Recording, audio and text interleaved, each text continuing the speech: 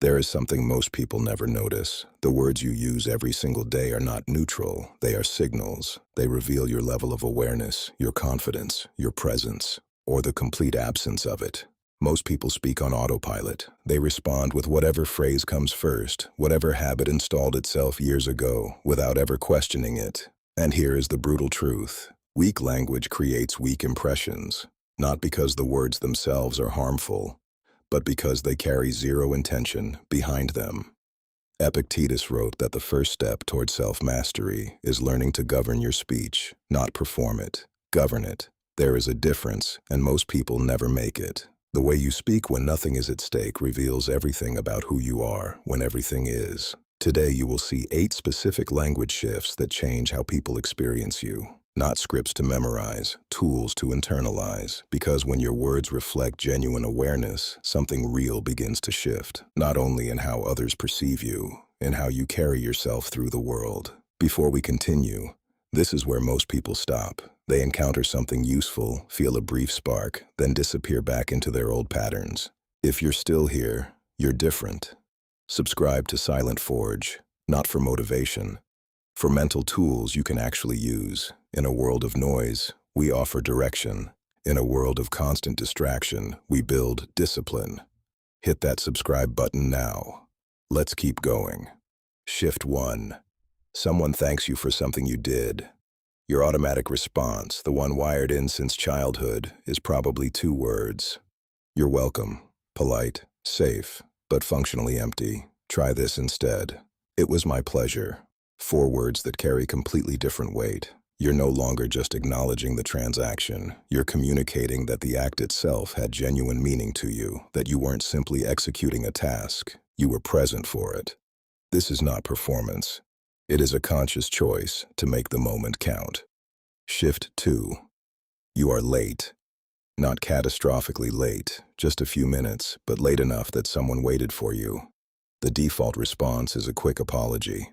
Sorry, I'm late. It's fine. But it centers only the mistake. It opens the conversation with your failure. Instead, say this: thank you for your patience. You've just shifted the entire frame of the interaction. You acknowledge the other person's grace, not merely your own error. That single move transforms a moment of friction into a moment of mutual respect. Marcus Aurelius was clear on this principle. Acknowledge what others give, not only what you failed to provide. Shift 3.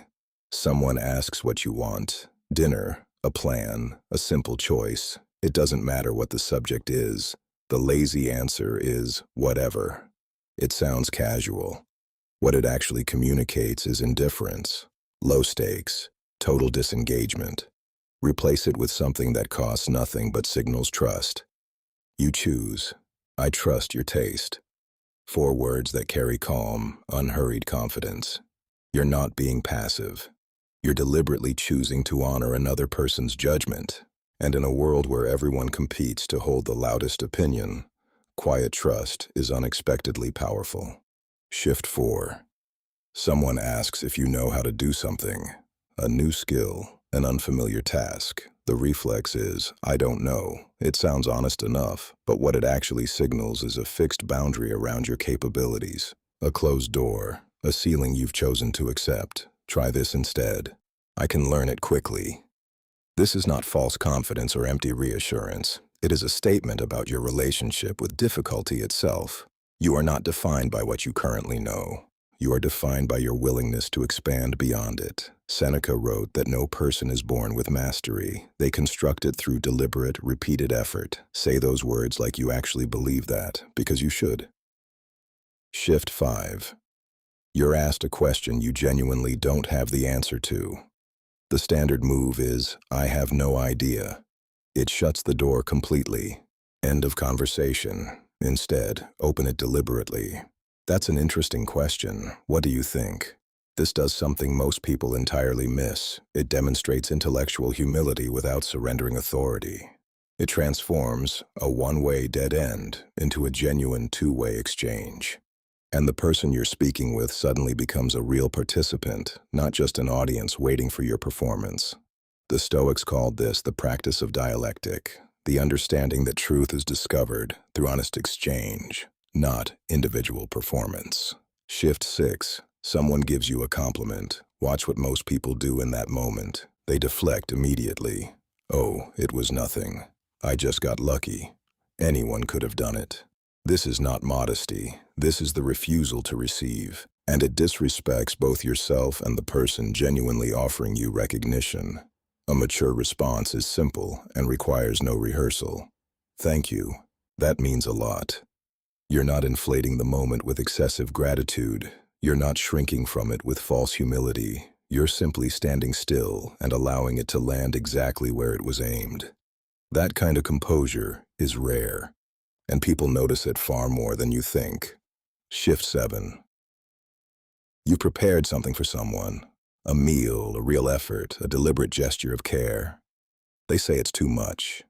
The instinct is to apologize immediately, to explain yourself, to justify the generosity as if it needs defending. Don't. Say this instead. You deserve to enjoy it. No apology, no explanation, no justification. Generosity offered with conviction carries far more weight than generosity offered with doubt. This is the Stoic understanding of virtue expressed in action.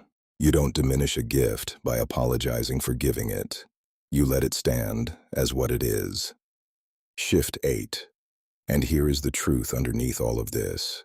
Speaking well has nothing to do with vocabulary size, nothing to do with eloquence or natural charisma. It has everything to do with intention. Every phrase you use leaves a mark on the people around you. Some marks signal presence and clarity. Some signal weakness and unconscious habit. Some signal that you have done the invisible work of governing yourself before you ever opened your mouth. The Stoics were relentless on this single point. Character is built in the details, not in grand declarations, in the small daily choices that nobody ever witnesses or applauds. The way you respond when someone thanks you, the way you carry yourself when you are plainly wrong, the way you speak when there is absolutely nothing left to prove. These are not techniques to impress people. They are disciplines. And disciplines, repeated consistently without applause, eventually become character. That is the only real work of the silent forge. Not impressive from the outside, not visible to anyone watching, but permanent in ways that nothing else can be. So here's the question you need to sit with honestly before you sleep tonight. If someone studied only your words from this past week, what would they conclude about your level of awareness?